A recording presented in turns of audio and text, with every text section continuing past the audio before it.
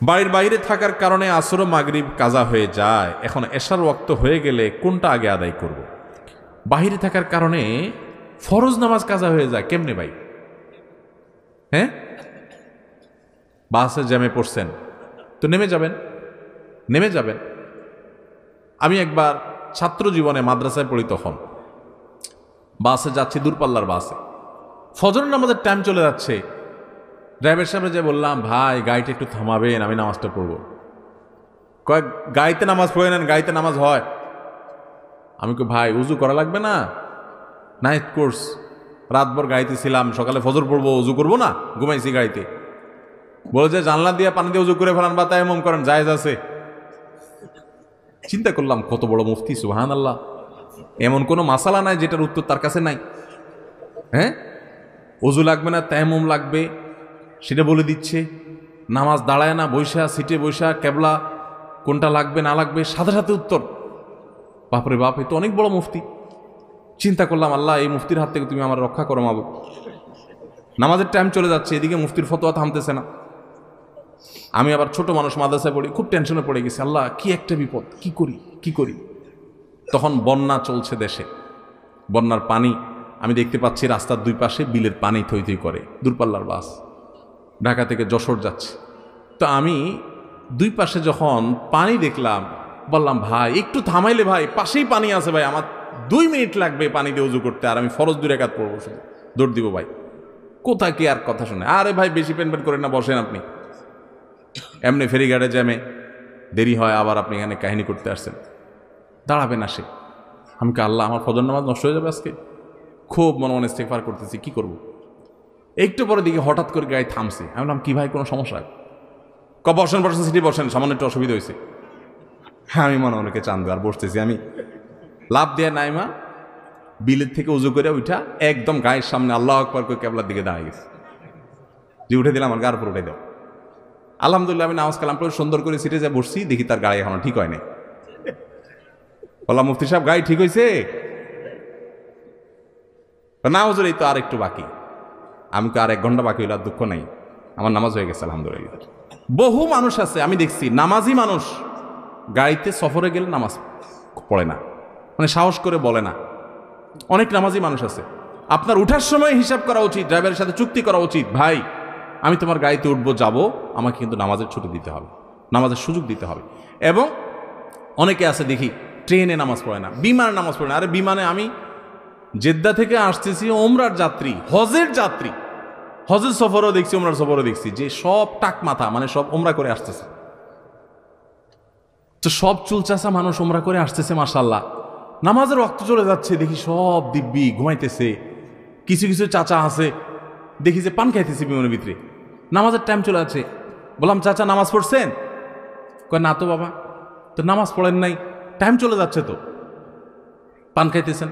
কয় বিমানে নামাজ পড়বো কেমনে? বিমানে পান নিয়ে আসছেন, বিমানে পান পাওয়া যায় না, বিমানের অন্যান্য খানা দিল, পানটা আপনাকে দিবে না, এটা বুঝেন, এটা মাথায় আছে, সেজন্য পান সাথে নিয়ে আসছেন। তো বিমানে যদি উজু করতে না পারেন, বুড়া মানুষ, তাই মাটি আনেন নাই কেন? নামাজের গুরুত্ব বুঝে না। ভাইরা আমার, নামাজ কি জানেন? ওমরে ফারুক রাদিয়াল্লাহু তাআলা আনহু ফজরের নামাজে ছিলেন।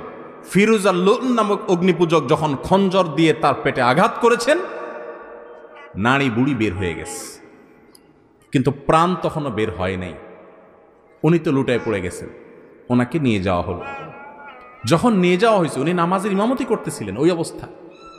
যখন তাকে নিয়ে যাওয়া হলো, ওমর ফারুক রাদিয়াল্লাহু তাআলা আনহু মানে সেন্সলেস, তো হঠাৎ সেন্স আসলে উনি মাথাটা উঁচু করছেন। ওনার ছেলে মেয়েরা, পরিবারের লোকেরা সবাই দৌড়ে আসছে, মনে করছে শরীর থেকে এত রক্তক্ষরণ হয়েছে, প্রাণ বের হয়ে যাবে যে কোনো মুহূর্তে, হয়তো একটু পানি চায় শেষ মুহূর্তে। মানুষের গলা শুকায় যায় এই টাইমে, যে রক্ত সব বের হয়ে যাচ্ছে, কষ্টের চোটে হয়তো পানি টানি চাইবে, বা কোনো ওসিয়ত করবে মরার সময় বাচ্চাদেরকে। যখন মাথা উঁচু করছেন, কাছে যখন পরিবারের লোকরা আসছে, তখন বলছে যে ফজরের নামাজটা তো বাকি আছে। যে মানুষগুলো জামাতে নামাজ পড়ছিল তাদের নামাজের কি হচ্ছে আর আমার নামাজের কি হচ্ছে, নামাজ নিয়ে চিন্তা এবং প্রশ্ন, রূহ বের হয়ে যাচ্ছে। তখন আমাদের প্রিয় নবী সাল্লাল্লাহু আলাইহি ওয়াসাল্লাম জীবনের শেষ ওসিয়ত, শেষ উপদেশ, আসসালাহ আসসালাহ ওয়া মা মালাকাত আইমানুকুম। ও দুনিয়ার মানুষ, নামাজ নামাজ খেয়াল রাখিও। কিয়ামতের ময়দানে দেখবেন প্রথম হিসাব আল্লাহ তাআলা নেবেন, আমলের মধ্যে প্রথম হিসাব নেবেন, নামাজের হিসাব আগে দাও। নামাজের হিসাব যা ঠিকঠাক হয়ে গেছে, ভেজাল পাওয়া যায় নাই, অন্য সবগুলো আল্লাহ তাআলা সহজ করে দিবেন। এই জন্য ভাইয়ের আমার, কোনো অজুহাতে গাড়ির জ্যামে পড়ছেন, এটা করছেন সেটা করছেন, এই অজুহাতে নামাজ দেরি করবেন, এই সুযোগ আপনি প্রয়োজনে গাড়ি ছেড়ে দিবেন। হ্যাঁ, কোথাও যদি এরকম হয় যে এই মুহূর্তে এই জায়গায় গাড়ি ছাড়লে আপনি বিপদে পড়তে পারেন, তাহলে সেটা ভিন্ন কথা। কিন্তু ওইরকম কেস সাধারণত আমাদের দেশে এরকম জায়গা নাই, খুব কম। আপনি চাইলে নামাজ পড়তে পারেন। অতএব কোনো ওয়াজিফাতে নামাজ কাজা করা যাবে। আল্লাহ তাআলা আমাদের সবাইকে তৌফিক দান করুন। যদি কোনো কারণে কাজা হয়ে গেছে, আপনার ইচ্ছার বাইরে ভুলে গেছেন বা ফাঁসা গেছেন কোনো কারণে, তাহলে পরবর্তীতে আপনি নামাজগুলো পড়ে ফেলবেন এবং যে কাজা হয়ে গেল এটার জন্য আল্লাহর কাছে মাপ চাইবেন। মসজিদের মাইকে কোনো হারানো বিজ্ঞপ্তি দেওয়া যাবে কিনা?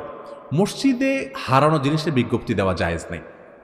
আপনারা জানেন, আবু দাউদের বর্ণিত একটা হাদিস আছে, নবী সাল্লাল্লাহু আলাইহি ওয়াসাল্লাম বলেছেন, মসজিদে কেউ যদি দাঁড়ায় যদি বলে, ও ভাইরা আমার অমুক জিনিসটা হারাইছে, আপনারা কেউ পাইলে দিয়েন, সুন্নত হইল তার জন্য বদদুয়া করা। কি বদদুয়া করবেন? লা রাদ্দাল্লাহু আলাইক, আল্লাহ তাআলা তোমার জিনিসটা তোমার ফেরত না দেখ। তুমি আল্লাহর ঘরে আসছো ঘোষণা দেওয়ার জন্য হারানো জিনিসের, এটা হারানো জিনিস ঘোষণা দেওয়ার জায়গা, দুনিয়ার ধান্দা করার জায়গা মসজিদ না, এটা ইবাদতের জায়গা। মসজিদের বাইরে গিয়ে দাঁড়ায় বলতে পারেন, ভাই মুসল্লিরা আমার অমুক জিনিস হারাইছে, কেউ পাইলে দিয়ে। এই জন্য মসজিদে হারানো জিনিসের ঘোষণা দেওয়া জায়েজ নাই, হারাম না, জায়েজ। জানাজা শেষে মাটি দেওয়ার পর হাত তুলে মুনাজাত করার কোনো দলিল আছে কিনা? হ্যাঁ ভাই, এই জায়গায় হাত তুলে দোয়া করার দলিল আছে। নবী করিম সাল্লাল্লাহু আলাইহি ওয়াসাল্লাম নিজে আমল করেছেন। জানাজা শেষে যখন মৃত ব্যক্তিকে দাফন করবেন, জানাজার নামাজের পরে হাত তুলে দোয়া করা না, জানাজার নামাজটাই তো দোয়া, এরপর আবার কিসে হাত তুলে দোয়া? এরপর কবরে নিয়ে মুর্দাকে দাফন করছেন, দাফন শেষ। এবার যারা দাফন কাজে শরীক হয়েছেন সবাই কেবলামুখী হয়ে আল্লাহর কাছে প্রত্যেকে যার যার মতো, প্রত্যেকে আলাদা আলাদা করে যার যার মতো আল্লাহর কাছে দোয়া করবেন মুর্দার জন্য। কি দোয়া করবেন? নবী সাল্লাল্লাহু আলাইহি ওয়াসাল্লাম বলেছেন, সালু লিআখিকুমুত তাসবীত ইস্তাগফিরু লিআখিকুম ওয়াসালু লাহুত তাসবীত আও কামা ওয়ারাদ ফিল হাদিস।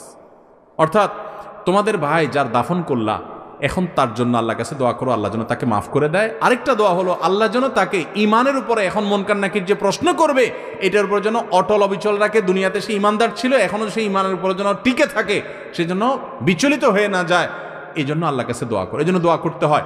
বাংলায় আপনি দোয়া করতে পারেন, আল্লাহ আপনি অমুককে, যার কবর আমি দিলাম মাত্র দাফন করলাম, আল্লাহ তাকে মাফ করে দেন। আর তিনি দুনিয়াতে যেরকম ইমানদার ছিলেন, এখন মুনকার নাকির প্রশ্নের জবাবেও আপনি তাকে ইমানের উপরে টিকে থাকার তৌফিক দান করবেন। এই দোয়া হাত তুলে করাও নবী সাল্লাল্লাহু আলাইহি ওয়াসাল্লাম দ্বারা সাবিত এবং প্রমাণিত, কেবলামুখী হয়ে। এই জন্য এটা সুন্নাত এবং এটা করবেন। আমরা অনেকে জানাজা পড়ার ফজিলত জানি, দাফন করার ফজিলত জানি না। আপনি জানেন জানাজা পড়লে যেই পরিমাণ সওয়াব হয়, জানাজার পর মুর্দার লাশের পেছনে পেছনে যায়া কবরস্থানে দাফন হওয়া পর্যন্ত অপেক্ষা করা, এটার মাধ্যমে ঠিক তার সমপরিমাণ সওয়াব পাওয়া যায়। ম্যাক্সিমাম মানুষ জানাজা পড়ে চলে আসে, কবরস্থান পর্যন্ত যায় না, এটা যাওয়া উচিত, সুন্নাহ।